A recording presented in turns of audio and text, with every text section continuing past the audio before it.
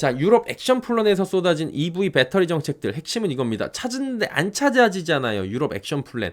그래서 가지고 왔고요. 거두절미하고 싹 정리를 해드리면서 볼만한 부분들, 체킹 포인트들 함께 가져가 보도록 하겠습니다. 항상 말씀드리지만 이것 때문에 주가가 올라간다 내려간다가 아닙니다. 지금 이런 정책이 나왔으니까 투자하실 때 보조지표로 보시라고 해석해드리는 거예요.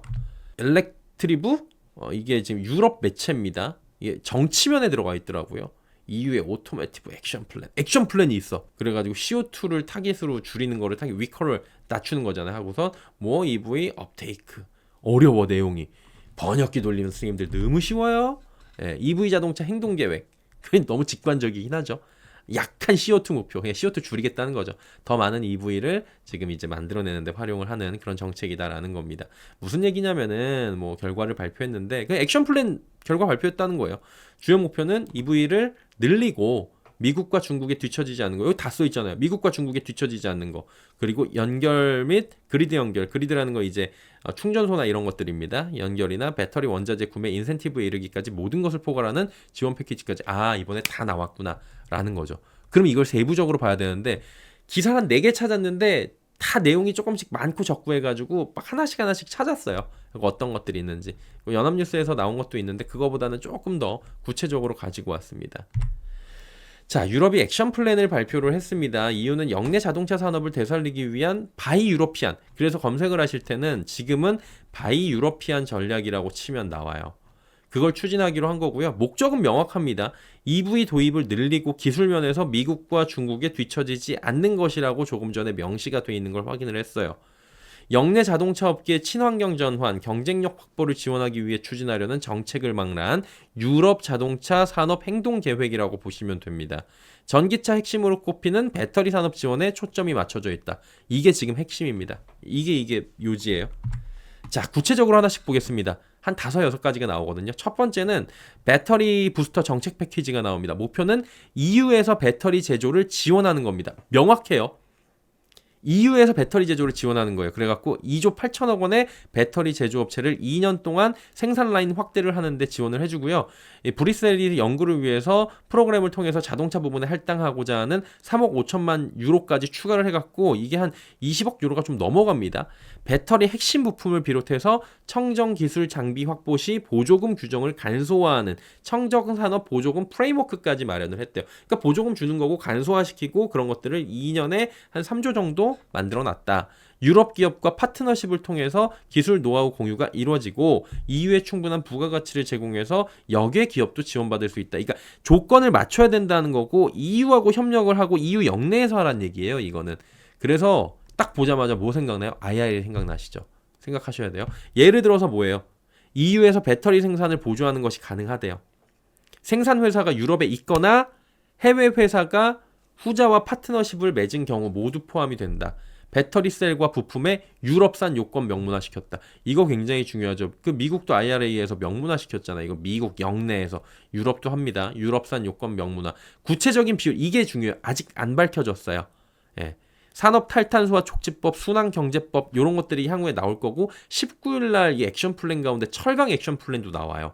그러니까 유럽도 지금 계속 자국 영내를 위해 갖고 뭔가를 하거든요.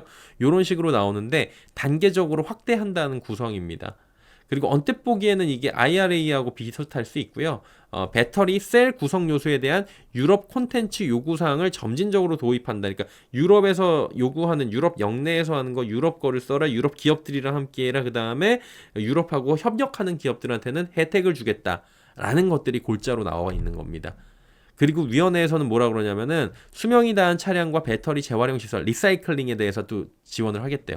그래갖고 리사이클링 정책도 이번에 명확히 했습니다. 공급망의 순환 경제를 촉진하는 거고요. 공급망 측면에서 다른 국가에 대한 의존도를 낮춰서 유럽 영내에서도 배터리를 자급자족할 수 있도록 하게 하고 우리하고 함께하는 기업들한테 인센티브를 주겠다는 거예요. 그래서 초안에서는 뭐냐면은 순환 경제로의 전환은 원자재 의존도를 줄이고 유럽 배터리 생태계를 포함한 자동차 공급망의 전략적 자율성, 회복력을 높이는 데 중요합니다. 라고 이렇게 정확히 명시가 되어 있습니다. 번역하자면 이렇게 되어 있어요. 그리고 EV 구매 인센티브 이게 지금 많은 분들이 이제 두 번째로 궁금하신 건데 EV 도입을 지원하고자 하며 신차 및 중고차 무공해 차량에 대한 소위 사회적 리스 제도를 채택할 것을 제안했다. 이렇게만 나와 있어요. 금액은 안 나와 있습니다. 아직까지. 그래가지고 회원국들과 협력해 소비자 인센티브 제도의 모범 사례와 교훈을 공유하고 EU 차원의 인센티브 제도 가능성을 검토한다 라고 해가지고 지금 국가들이 하고 있는데 어느 국가가 하고 있는 걸 그냥 따라가든지 아니면 EU 차원에서 만들든지 이건 앞으로 할 건데 신차, 중고차, 무공해 차량에 대해서는 사회적 리스를 할 수 있도록 채택할 것을 제안을 했고 보조금을 주려고 지금 이야기를 지금 나누고 있는 상황입니다. 회원국들이 인센티브 지원 시 활용할 수 있는 EU 기금의 원천 방식도 함께 제시를 해갖고 기금 운용 방안들도 함께 나온다라는 거죠. 현재는 EU 회원국에서 보조금 제도가 다 달라요. 뭐 예를 들어 헝가리 다르고 스페인 다르고 이탈리아 다르고 독일 다르고. 근데 이제 요거를 EU 집행위원회 차원에서 권고안이 마련될 가능성이 있고 이거를 대다수 회원국이 비슷하게 차용해서 일원화시킬 확률이 있다. 그리고 초안 문서에 따르면 휘발유 또는 디젤로 구동되는 회사 차량에 대한 세금 감면을 종료한다. 이런 내용은 아마 국내에서는 안 나와 있을 거예요. 이거 현지의 문서에는 이렇게 나와 있더라고요. 예. 그리고 인센티브 금액이나 구체적 내용 등은 아직까지는 확정된 거는 아니고요. 권고안들이 나오고 있고 얘기들이 나오고 있는데 뭐 이런 것들부터 해가지고 체크를 해보시면 됩니다. 그리고 인센티브를 만들고 있다. 각국이 좀 이제 이원화되어 있는 것들을 일원화로 하려고 하고 있고 자금 계획도 있고 줄 거다라는 부분까지는 지금 나와 있습니다. 세 번째는 뭐냐면은 무역 방어랑 불공정 그 무역을 단속한다는 건데 유럽 영내의 업계 보호 공정 경쟁을 명분으로 한 무역 방어 수단으로 보입니다. 이건 정확하게 타깃은 뭐예요? 명확히 중국입니다. 뭐라고 써 있냐면은 반보조금 조사에 따라 현재 중국산 전기차에 상계 관세를 부과하는 점을 언급을 해요. 여기서 관세 조처를 무력화하는 우회 관행에 대해서 충분한 증거가 확보되면 우회 방지 조사까지 개시할 거다. 무슨 얘기냐면은 중국에서 바로 들어오는 게 아니라 다른 나라 통해 갖고 들어오고 자꾸 우회하려고 하고 시도하고 있고 그러는 것들은 안 된다. 이것도 다 막을 것이다. 특혜 원산지 규정을 악용하는 사례도 대응한다. 근데 특혜 원산지 규정이 뭐냐면은 FTA와 같은 통상협정에서 정한 기준을 충족하면 관세 혜택을 받는 제도인데 이것도 악용하는데 이거 다 중국 얘기예요. 그러니까 중국에서 이거 자꾸 악용하는데 니네 안 된다라는 거죠. 그러니까 중국이나 제3국의 업체가 EU하고 FTA를 체결한 국가의 생산시설 두고 예를 들어서 우리나라의 생산시설 두고 관세 혜택을 받는 우회로를 채택을 할 수 있는데 이것도 안 된다. 미국도 이거 못하게 하려고 그러네요. 멕시코에다 지어갖고 올리는 거 이거 중국 안 된다는 거잖아요. 인도, 베트남, 터키와 같은 제3국으로 해외 아웃소싱을 하는 걸 막아버리는 거죠. EU에서 판매하는 걸 목표로 하고 반중국 여기 진짜로 딱 적혀 있어요. 반중국 조치라고. 그러니까 미국뿐만이 아니라 유럽도 이번에 요 내용에서 반중국 조치가 굉장히 명시가 되어 있습니다.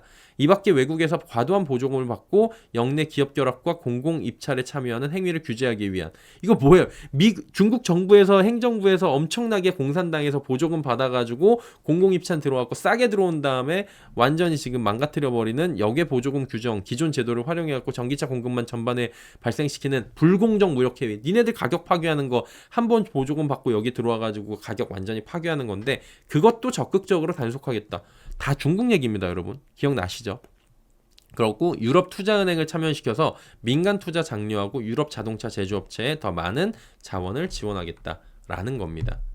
그리고 충전소 인프라 이거 되게 의외였는데 충전소 인프라 시설을 더 좀 깐대요. 5억 7천만 유로를 배정을 했고 중장비 차량에 초점을 맞추겠다. 그러니까 대체 연료 인프라랑 중장기 그러니까 EV 쪽이랑 차량도 이제 큰 밴형이나 이런 것들 있잖아요. 그다음에 고속도로 달리는 하이웨이 달리는 이런 것들에 대한 초점을 맞춰 갖고 충전소 연결 대기 시간 단축하고 우선 처리하기 위한 지침 권고안을 발표할 예정이다.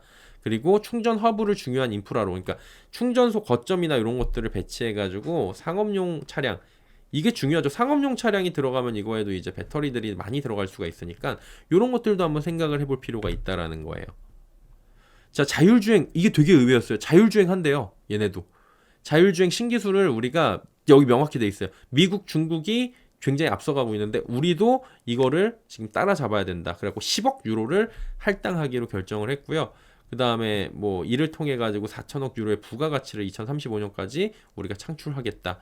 그래갖고 이제 테스트베드 규제 프레임워크 해가지고 신속하게 구축을 해갖고 우리도 자율주행하겠다라는 얘기들까지 하고 있습니다. 10억 유로에는 또 배터리 개발 비용까지 포함이 되고 있어요. 즉 유럽도 자율주행 생태계 조성의 속도를 낼 거고 자율주행이 속도를 내면 당연히 전기차가 자율주행이거든요. 일반 내연기관으로는 못합니다. 왜냐면 배터리 용량이 한계가 있어갖고 이 많은 것들을 못 돌려요. 그래서 전기차가 될 수밖에 없다는 거예요. 전기차를 빠는 게 아니라 현실이 그렇다는 거죠. 전기차 수요 당연히 구조상 늘어날 수 있다는 겁니다. 자, 그리고 살펴볼 부분이 이거는 이제 많은 분들이 궁금해하실 것 같아요. 탄소 배출 규제 일부 완화 소식인데 이거 CO2 배출량 못 맞추면 벌금 때린다 그랬는데 그거 유예시켰잖아요. 근데 집행위원들이 뭐라 그러냐면 어차피 이거 신규 내연기관 차량 판매 금지는 2035년도여가지고 목표는 변함없고 어차피 조삼모사야 라고 얘기하는 거예요. 개정 규정안은 2027년까지 어차피 벌금의 위험을 연기하는 거예요. 당장 벌금을 때리는 게 아니라 총량은 그대로고 오래 때리지 않는데 결국엔 나중에 가갖고 때릴 수 있으니까 빨리빨리 올해는 벌금 안 매길 테니까 준비를 해갖고 총량을 맞춰라 니네. 그러면 나중에 벌금 안 낼 수 있다라는 거예요. 정리하자면 CO2 목표는 그대로 유지합니다. 근데 1년 동안 달성하지 못한 제조업체는 다른 초과성과를 통해서 잠정적 상쇄를 해라. 이렇게 얘기를 하는 겁니다. 진짜 이렇게 딱 보시면 돼요. 그래갖고 자동차 제조업체는 1, 2년 동안 목표를 추구한 것에 대한 다른 해의 초과성과로 보상해라. 충분히 가능하다. 왜냐면은 지금 당장 실적도 안 좋은데 여기다가 벌금 수조 원씩 내면 우리 힘들어요 라고 얘기를 하니까 그래 그럼 지금은 유예를 시켜주는데 총량은 똑같으니까 올해 못한 거를 내년에 벌충해. 규제 자체는 불변이야. 3년간의 평균으로 몰아내는 거야. 올해 마이너스 20점이면은 내년에 플러스 20점을 만들었고 0을 만들어야 돼 너희들. 올해 20점 마이너스 내년에 마이너스 20이면 내후년 마이너스 플러스 40을 만들어서 0을 그런 방식으로 가야지 나중에 벌금 안 맞아. 이 얘기한 거예요. 아셨죠? 평균의 함정이에요 이거는. 그래서 목표치 맞춰야 됩니다. 그래서 당장 숨통을 틔워준 거다. 요 정도만 보시면 돼요. 자, 이제 2월까지는 전기차 판매량이 확인을 해보니까 아직까지는 유럽에서 증가하고 있어요. 그러면 이거 유예시켰으니까 어떻게 돼요? 당장 이거 조금 줄어들 수 있습니다. 충분히 그럴 수 있어요. 다만 3월부터 얼마나 줄어드는지 보셔야 되고요. 벌금도 어차피 내야 되는 분위기라서 이거를 뭐 이번에 유예가 됐다고 해가지고 확 줄여버리고 내연기관으로 다시 가고 그렇게 못합니다. 어차피 내년 후년에 맞춰야 되는 거니까 평균을 맞춰야 돼요. 구체적으로 보조금 액수, 그러니까 중요한 건 뭐냐면은 이게 아니고요. 구체적으로 보조금이나 액수나 나오는 액션 플랜 구체화가 다시 발표가 될 건데 조금 더 세분화돼서 그게 훨씬 중요할 거라는 거죠. 예, 그거를 지금 체크를 해야 된다는 거고 구체적으로 확실히 나온 것과 제도에 대한 구속력이 떨어져서 이건 조금 더 지켜봐야 되는 거예요. 그러다 보니까 어제는 이 소식이 시장이 전해지지도 않은 것 같고요. 전해졌어도 그렇게 큰 영향을 못 줬을 것 같습니다. 그리고 이렇게 해석을 안 해주고 그냥 유예됐어요, 안 좋아요 이런 것만 얘기가 나오니까. 그리고 중국 타깃의 정책 방향성 보조금이 정해질 것이라고 우린 예상을 해보면 되고요. 유럽이 배터리 공급망 구축을 위해서 3조 원가량을 2년 동안 쓰겠다. 그리고 생산업체에 대한 대출 지원안 시행키로 한 것은 굉장히 긍정적이다. 기대감 커질 수 있다. 셀 3사, 그럼 우리나라 셀 3사는 유럽의 공급망 있죠? 에코프로 그룹도 유럽의 공급망 있죠? 이런 것들을 우리가 이제 투자를 하시는 분들은 그래서 이거 혜택을 볼 수 있으려면 유럽의 역내 공급망을 강조를 하니까 뭐가 있는지, 앞으로 진출할 기업들은 어딘지, 그리고 얼마나 팔리고 있는지 이걸 보시면 돼요. 그리고 유럽은 지금 15% 올해 예상을 하는데 그게 되는지 부스트 시킬 수 있는지 그런 걸 보시라는 거죠. 매번 언급해 드리듯이 연말 대비 지금 나아졌다고 하는데 너무 부정적으로 말씀드려서 죄송해요. 근데 현실이 이렇습니다. 연말 대비 이 섹터가 나아진 건 맞아요. 투자자분들이 보시기에도. 근데 지금 확정적 단서가 없어요. 기대감에 의해서 1, 2월에 움직였고 그 기대감이 무너지거나 아니면 시장이 무너질 때는 더 빨리 무너져 버리는. 왜냐하면 지금 뭔가가 보여지는 가시적인 성과가 아직까지도 안 나타나고 있어요. 그렇기 때문에 보수적인 입장은 기본적으로 가지고 가셔라라고 말씀을 드리고 있는 거죠. 그래서 이런 식으로 지금 보조 지표들을 보시고 소식들을 보시면서 보수적인 입장은 가져가시면서 투자를 하신 분들, 하실 분들 각자 사정에 맞춰서 금액에 맞춰서 비중에 맞춰서 가시면 참 좋을 것 같다라고 말씀을 드리도록 하겠습니다.